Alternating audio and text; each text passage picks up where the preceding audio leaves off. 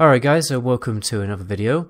Today we are dispelling the myth that rogues are bad in the Burning Crusade. Today I am joined by Stay Down, the absolute rogue oracle of TBC. Perhaps it'd be better if you actually introduce yourself. Okay, well my name is Stay Down. I've played on several private servers for roughly 11 years, give or take, with TBC and Wrath being the main expansions. As for the PvE side of things, I've done multiple Realm First clears, and I've always been in top guilds, including leading or rate leading a few of them. In PvP, as a rogue, I've reached Gladiator multiple times, and I've peaked at 2750 in TBC private servers. And if you want to see more content from Stay Down, his YouTube and his Twitch will be in the description of this video. So in the community, you know, rogues get a really bad kind of a reputation, a really bad stigma that they're like one of the worst DPS in the game. So I suppose my first question is, why is this misconception in the first place, and is it true or not? I think the biggest reason to that is that the majority of the players don't really know how to play a rogue proper in PvP. In PvE. I think that would be like the biggest thing, because being able to excel as a rogue in PvE means that you know your character down to like the least bit, be it like your auto attack speed, your hit, and stuff like that.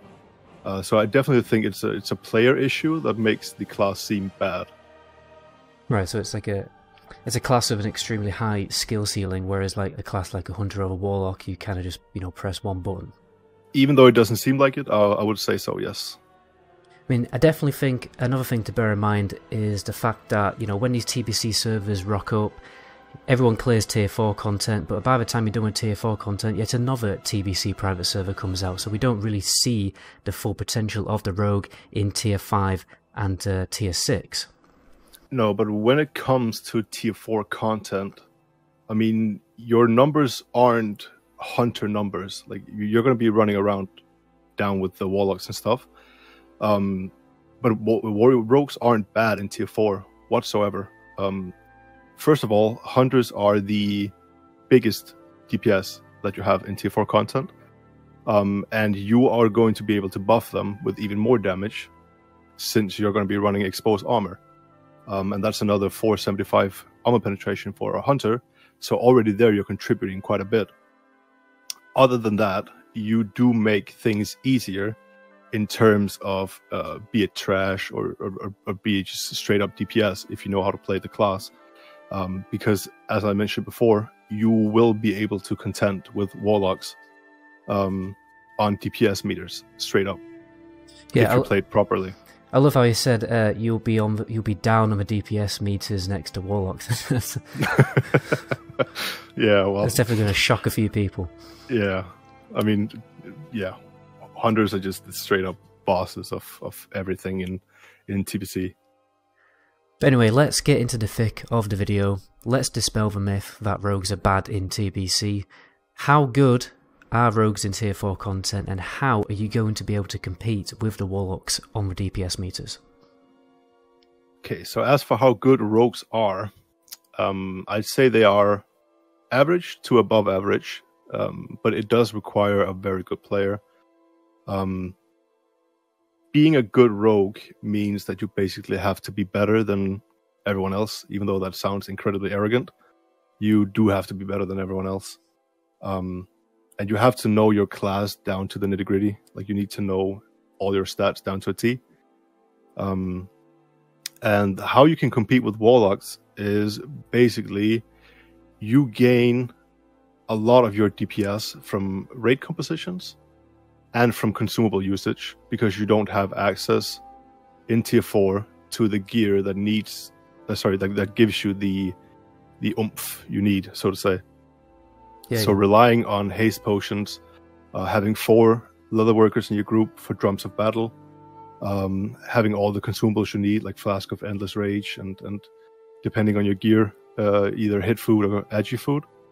But having that is like the absolute minimum place to start if you want to be taken serious as a rogue. other than that, it's basically mastering your rotation. Even though it looks extremely simple, there's actually a lot of small tricks you can do to edge out that extra DPS, which means that once you do know how to do all this stuff and you can do it flawlessly, you will actually be able to overtake warlocks on fights. There are obviously going to be fights where you are not going to be as high on DPS as a rogue, simply because tier 4 and tier 5 is very melee unfriendly. But for the majority of it, once you do master all this, you will be able to compete with anyone but hunters. Yeah, do you need like examples from the top of your head of like fights where the warlocks just trump on the meters? Gruul can be one if they know how to do it properly, but if you know how to play the rogue proper on Gruul, then you will edge it out because they get a silence every 15-20 seconds, something like that. So that's one fight where you will edge it out.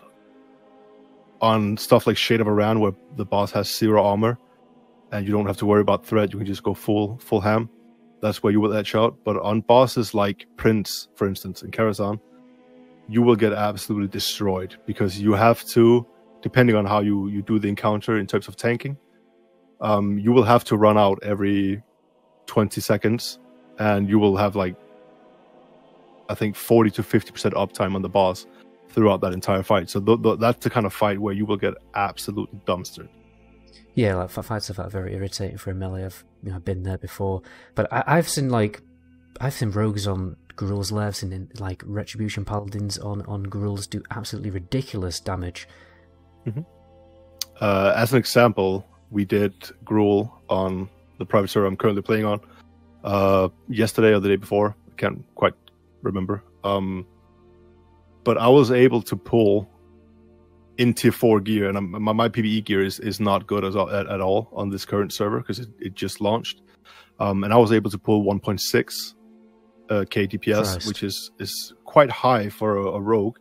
And that's without having proper drummers. Like, we only had 2 drummers instead of 4, so I could have gone even higher. But that just goes to show that if you actually know how to play the rogue, you can definitely compete. I mean, I was looking at some footage the other day, getting some footage for my previous rogue video, and I saw a rogue doing like over 3k damage on Black Temple, which was pretty mental.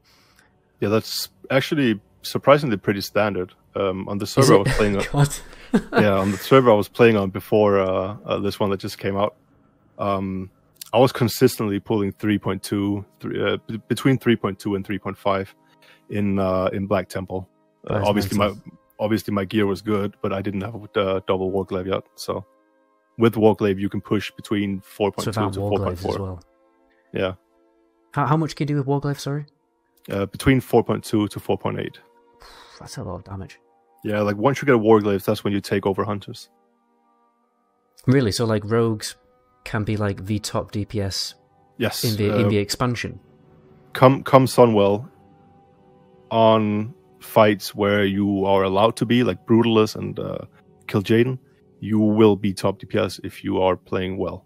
You see, I just find that crazy how, rogues get such a bad reputation, yet they can potentially do the highest DPS out of any other class in the entire expansion on certain fights in Sunwell. Yeah, but that is because most servers, as you mentioned, they don't progress to the point where people see it. Like on a server that progresses past tier 5 or even past Black Temple, there'll only be a handful of players there. Like, there'll be 3 or 4 guilds, something like that. So the majority of the people are drawn to freshes. So that means that they will only see the average rogue player in tier 4 and just assume that they're terrible. Which obviously is far from the truth. Yeah, I think that's definitely where the misconception comes from. But anyway, guys, to finish off the video, I'm going to tease an upcoming video that I'm going to do with Stay Down, which will be a very long, comprehensive rogue guide. And then I will make a shorter PvE guide based on that one. But anyway, so the last thing we're going to finish off is what is the #1 sneaky little tip that not many people know about to massively increase your DPS in TBC as a rogue? There is 2 actually that kind of go together. One is go for it. One is learning when to snap your slice and dice, which I will go into more detail in the next video. And the second one is trinket swapping with Vanish. Those two are some niche things that will give you a lot of DPS in the end.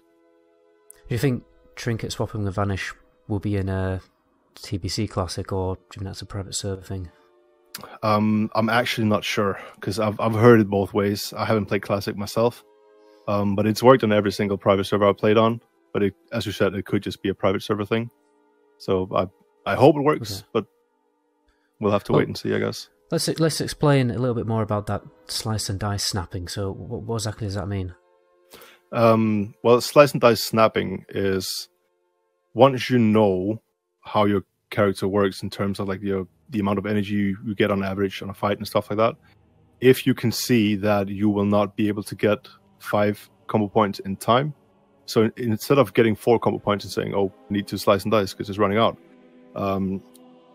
you would think ahead and do, for instance, a 1 or 2 combo point slice and dice. So you would be able to build up, which means that you wouldn't lose as much energy as you would if you did it the other way around. Right, which eventually leads you to getting more DPS, obviously. Yeah, that makes sense, yeah. Anyway, guys, that's what we have time for today. Be sure to subscribe so you don't miss our really big rogue guy coming very soon. It will actually be streamed live on Twitch as well, so you may want to follow me on that so you don't miss it. It's probably going to pop either tonight, if we're feeling confident, or maybe Sunday night. But anyway, my name is MetaGoblin. Until my next video, ciao.